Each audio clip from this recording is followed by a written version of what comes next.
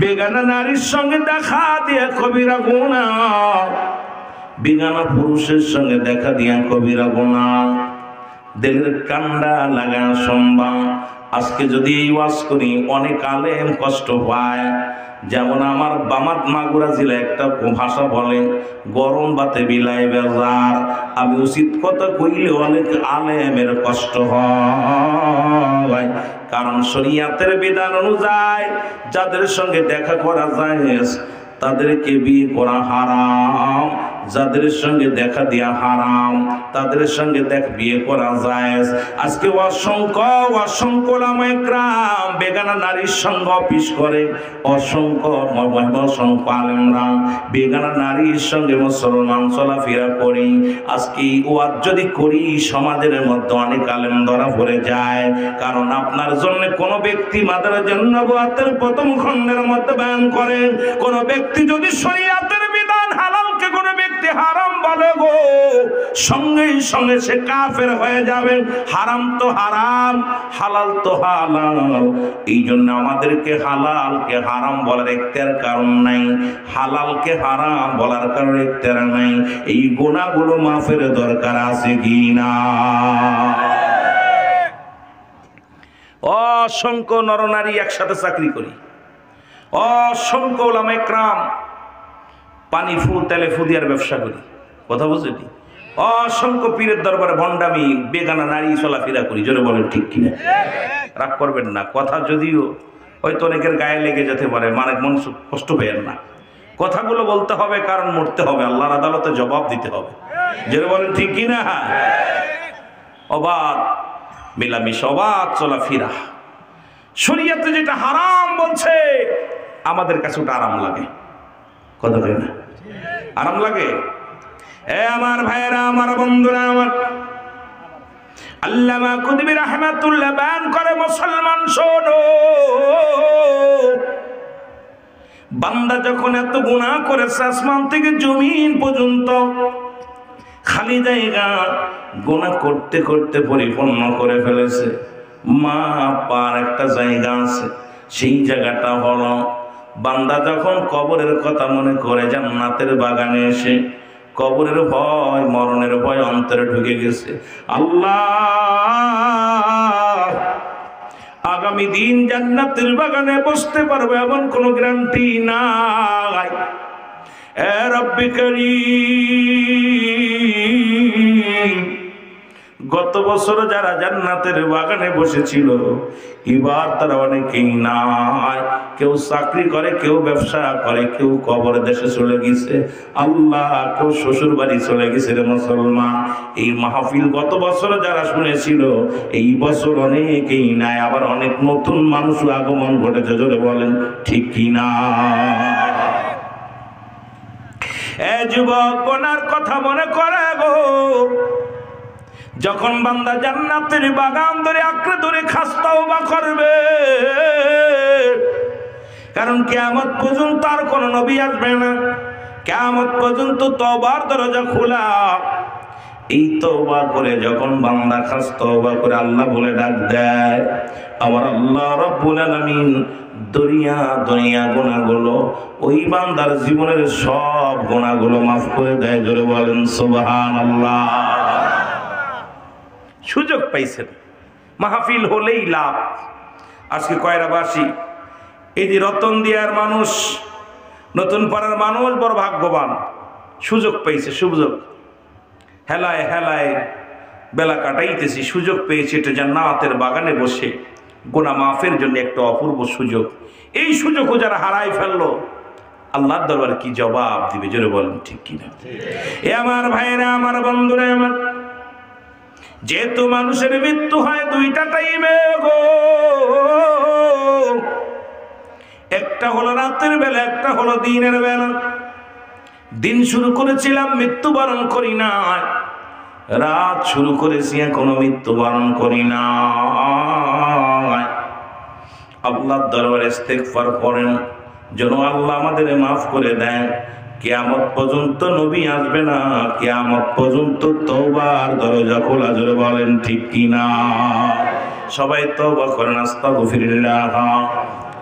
রব্বি মিন কুল্লি যামবিন আতুবু ইলাইহি লা ইলাহা ইল্লাল্লাহু মুহাম্মাদুর রাসূলুল্লাহ আশহাদু আল্লা ইলাহা ইল্লাল্লাহু ওয়াহদাহু লা শারীকা লাহু আশহাদু আন্না মুহাম্মাদান আবদুহু ওয়া রাসূলুহু। এই যে তওবা করলেন, যদি ভাগ্য ভালো থাকে, কপাল ভালো থাকে, আপনি মাসুম। সুবহানাল্লাহ বলেন। মাহফিলে আসছি গুনাহ মাফের জন্য। এখন তার মাহফিল হয় না ভাই, মাহফিলে গেলেই শুধু গিবাত। কোরআন তাফসিরে নামে এক আয়াত পড়েই শুরু করছি আমরা ওলামায়ে কেরাম, এর গোষ্ঠী ধইরা, ওর জাতি ধইরা, ওর বংশ ধইরা। এত সুন্দর ওয়াজ, টাকা খরচ করে কমিটি, খাবার দেয় কমিটি, কষ্ট করে কমিটি, আয়া মাঝখানে ফায়দা উঠতেছে আমি সমাজের মধ্যে। এটা আমি মনে করি ওয়াজ না। ওয়াজের ময়দানে যাব, গুনাহ মাফের, নিজেরাও মাফ চায় নিয়ে আসবো, আপন জনদের জন্য মাফ করে আনবো। জোরে বলেন ঠিক কিনা? কেন আগামী দিন বাঁচবো গ্যারান্টি দিতে পারবো? কেডা কেডা বেঁচে থাকবেন কইতে পারেন? কেউ করতে পারেন না। এই জন্য যারা তওবা করলেন আমার সাথে একটু ফরিয়াদ করি, তওবা ভেঙ্গে আবার তওবা করেছি, বলেন তওবা ভেঙ্গে আবার তওবা আল্লাহ করে, ওগো মাফ করে দেন মাবুদ গো মওলা ইলাহি, বলেন মাফ কর মাবুদ মওলা। তুমি যদি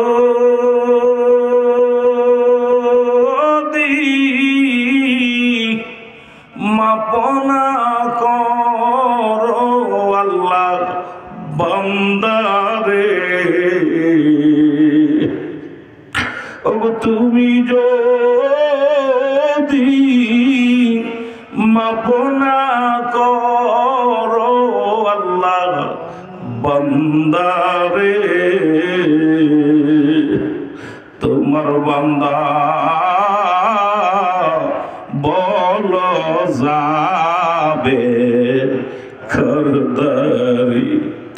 রহমান রাহিম নামের খাতিরে মাফ করে দাও ও গো মওলা মোদের।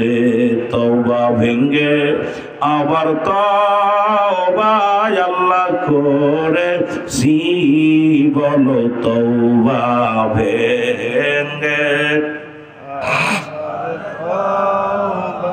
আল্লাহ করে সি, মাফ করে মাবুদ মওলা। এ দুনিয়ার মুসলমান,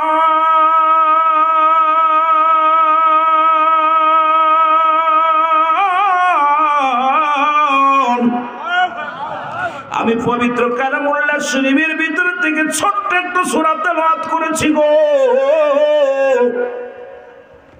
বর্তমান জামানার মধ্যে মানুষ উঠা পড়ে লাগছে।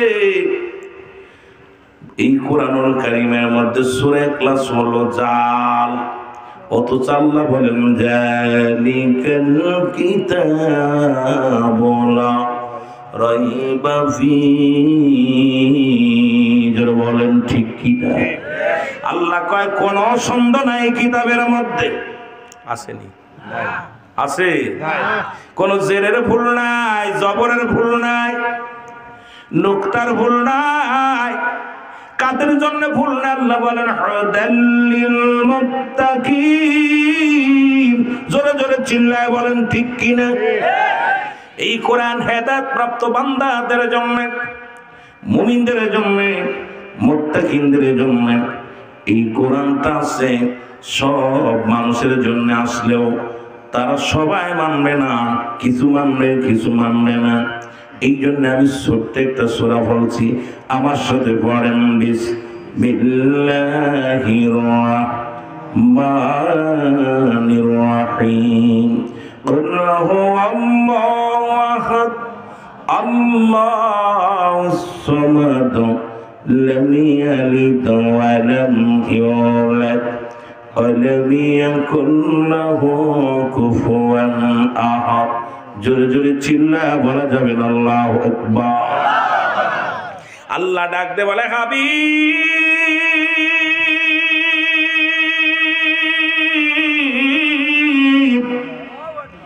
আপনি জানিয়ে দিন আমি আল্লাহ গো।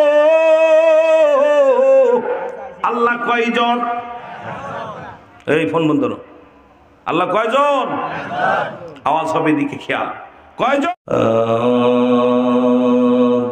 বিল্লাহি মিনাশ শাইতানির রাজীম। বিসমিল্লাহির রাহমানির রাহিম। কুল হুয়াল্লাহু আহাদ আল্লাহুস সামাদ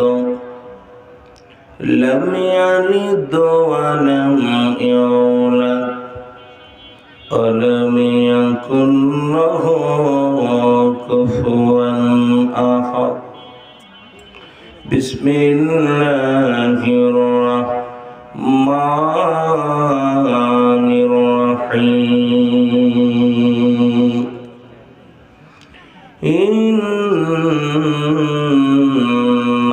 ইন্নাল্লাহা ওয়া মালাইকাতাহু ইউসাল্লুনা আলান নাবী ইয়া আইয়ুহাল্লাযীনা আমানু সাল্লু আলাইহি ওয়া সাল্লিমু তাসলিমা। যে যেখানে আছেন জবানটা খুলে আমার আল্লাহ বলেন ইন্না নিশ্চিন্নাল্লাহ আমি আল্লাহ ইউসাল্লুনা আমি পড়েছি আলান নবী আমার নবীর উপরে। ইয়া আইয়ুহাল্লাযীনা আমানু ঈমানদার বিশ্বাসীরা সাল্লু আলাইহি ওয়া সাল্লিমু তাসলিমা দুরূদ ও সালাম পাঠ করো আমার নবীর উপরে। দুইটা কায়দা, একটা তাসলিমান তাগিদ দিছে পড়ার জন্য, তাজিমান সম্মানের সঙ্গে। যারা কওমি অঙ্গনের আলেম আছেন তাদের কিতাবের নাম ফতুয়ায়ে দাওয়ান, লেখক হলো মুফতি শফিক আহমেদের লেখা, যিনি আপনাদের গুরুর গুরু। এই কিতাবের মধ্যে লেখলেন 33 নম্বর পৃষ্ঠা প্রথম খণ্ড, রাসূলের উপরে দুরূদ ও সালাম পাঠ করা জীবনে একবার ফরজ, একাধিকবার পড়া সুন্নাত। রাসূলের উপরে দুরূদ পড়া মুস্তাহাব আমল। জোরে বলেন সুবহানাল্লাহ। কিতাব আছে তাবলিগ জামাতের ভাইরা, যারা তাবলিগ জামাত করেন, রাসূলের দুরূদ নিয়ে একটা কিতাব আছে ফাজাইলে দুরূদ। রাসূলুল্লাহর দুরূদের হাকিকত, দুরূদের ফজিলাত সম্পর্কে বর্ণনা। রাসূলের উপরে একবার দুরূদ পড়লে 10টা গুনাহ মাফ হয়ে যায়। রাসূলের উপরে একবার দুরূদ পড়লে 10টা গুনাহ মাফ হয়, 10টা নেকি তার আমলনামায় লেখা হয়। রাসূলুল্লাহর উপরে একবার দুরূদ পড়লে 10টা পুরস্কার ইয়াউমুল কিয়ামতের ময়দানে আল্লাহ দান করবে। রাসূলের উপরে দুরূদ পড়লে আল্লাহ খুশি হয়। রাসূলের উপরে দুরূদ পড়লে নবী নিজেই খুশি হয়। নবীর উপরে দুরূদ পড়লে স্বয়ং ফেরেশতারা খুশি হয়। এখন আপনারা কি বেজার? যদি বলেন বেজার। তবে দুরূদ শরীফ আমি কয়েকদিন আগে এসেছিলাম পাশেই একটা মাহফিলে, আমরা দেখেছিলাম ওদিকে দুরূদ শরীফের অনেক আওয়াজ মানুষের কণ্ঠে। আজকেও আপনাদের কাছে আওয়াজ চাই, রাসূলের উপরে দুরূদ পড়বেন মহব্বত করে। যে নবী লাগবে কবরে, নবী লাগবে মিজানে, নবী লাগবে ফুলসিরাতে, নবী লাগবে ইয়াউমুল কিয়ামতের ময়দানে। নবী বিনে কোনো বান্ধব নাই, নবী বিনে কোনো দরদি নাই। নবী বলেন হায়াতি খায়রুল লাকুম, আমার নবী বলে উম্মতিরারই আমি নবী দুনিয়ার মধ্যে আগমন করেছি আমার উম্মতের কল্যাণের জন্য। ওয়াফাতি খায়রুল লাকুম, ওয়াফাতি খায়রুল লাকুম, আমার ওফাতটা আমি দুনিয়া থেকে বিদায় নিলাম, এটাও আমার উম্মতের কল্যাণের জন্য। সুতরাং আপনার আমার জন্য নবী এসেছেন, আপনারা আমার কল্যাণের জন্য শুয়ে আছেন। সেই রাসূলের উপরে মহব্বত দরুদ শরীফ পড়েন। আল্লাহুম্মা সাল্লি আলা সাইয়্যিদিনা মাওলানা মুহাম্মাদ আলা সাইয়্যিদিনা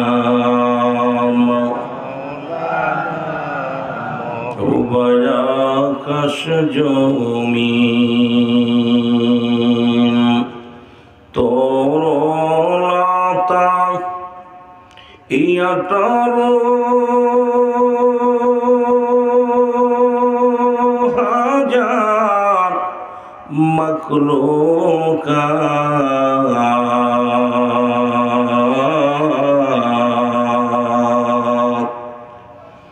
সবাই মিলে পড়েন দরুদ, পড়েন তারা নবীর পর। আল্লাহুম্মা সাল্লি আলা, মারহাবা, জোরে জোরে।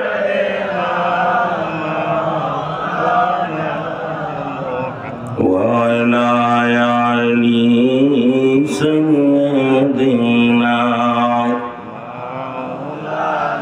মন কান্দে রে প্রাণ কান্দে রে, যেতে চাই সোনার মদিনায়, যেতে চাই সোনার মদিনায়। মন কান্দে রে প্রাণ কান্দে, যেতে চাই সোনার মদিনায়, যেতে চাই সোনার পাখনায় বাংলায় কাঁদি বসে নিরালায়, পাখনায় বাংলায় কাঁদি বসে নিরালায়, কেমনে দিদার পাবন নবীজির রে, কেমনে দিদার পাব হাবিবের রে। মন কান্দে রে প্রাণ কান্দে, জোরে জোরে বলেন যেতে চাই সোনার মদিনায়। মন কান্দে রে প্রাণ কান্দে, যেতে চাই সোনার মদিনায়, যেতে চাই। কয়রার আশিকান নবী আপনার প্রেমে হয়রান, দেখা দাও একবার নিরালে, হায় হায় দেখা দাও একবার মারে। মন কান্দে রে প্রাণ, যেতে চাই সোনার মদিনায়, যেতে চাই। কোথায় আমার মর নবীজি, ওল্লা পাড়ার আশেক আমি, কোথায় আমার মর নবীজি, বাংলাদেশের আশেক আমি। লইয়া যাও একটি বার মদিনাতে, আল্লাহ লইয়া যাও একটি বার মদিনাতে। মন কান্দে রে প্রাণ কান্দে, জোরে জোরে বলেন যেতে চাই সোনার মদিনায়, যেতে চাই মদিনায়। লা ইলাহা জবান খোলে লা ইলাহা, লা ইলাহা মুহাম্মাদ সাল্লাল্লাহু আলাইহি ওয়াসাল্লাম। আওয়ালা কেরদন কুল মরণ বীজি সৃষ্টির মূল, ওই নবীজির কদম ধর কলবে মাওলা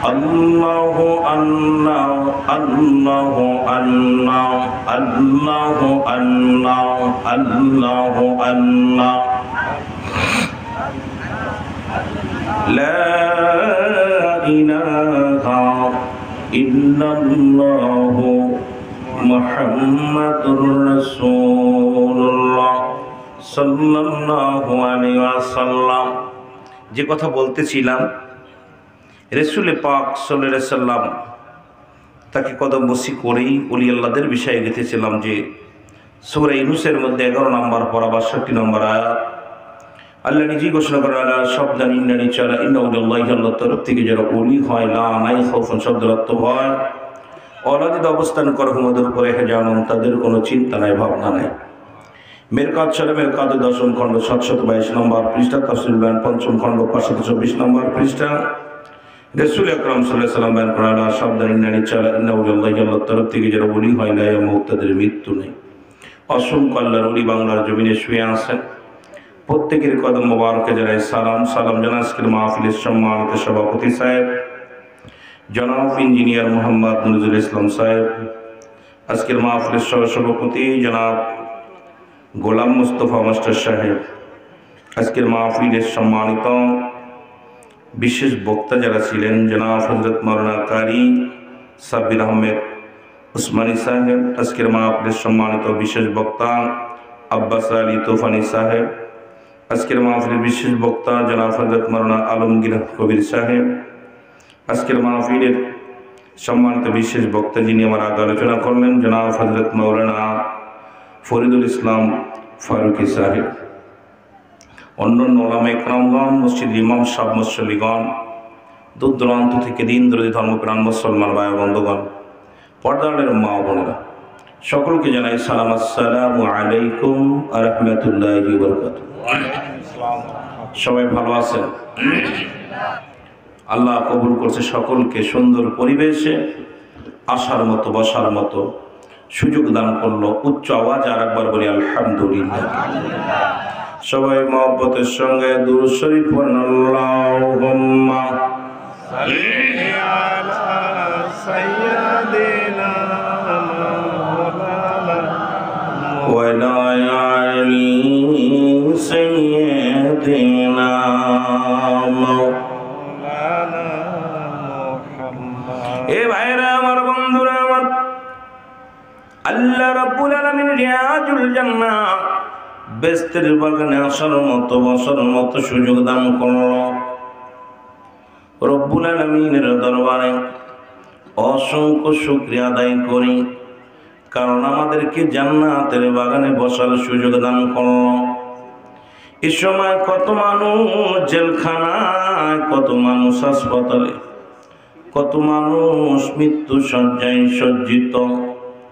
রব্বুল আলামিন আপনাকে আমাকে জেলখানায় নেন নাই, হাসপাতালে নেন নাই, সুন্দর পরিবেশ রিয়াজুল জান্নাহ বেহেশতের বাগানে বসার মতো আসার মতো সুযোগ দান করল। একটু জোরে উচ্চ কণ্ঠে আওয়াজ দেওয়ার একবার বলি আলহামদুলিল্লাহ। এই দুনিয়ার মুসলমান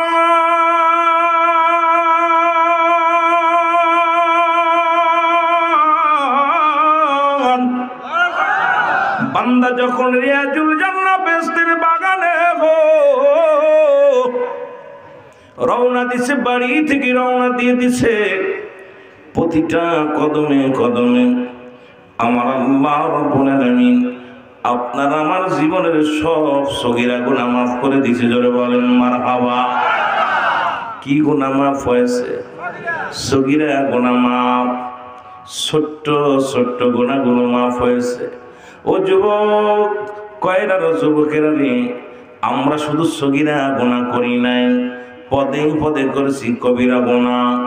নামাজ ছেড়ে দেয়া কবিরা গুনাহ, মিথ্যা বলা কবিরা গুনাহ।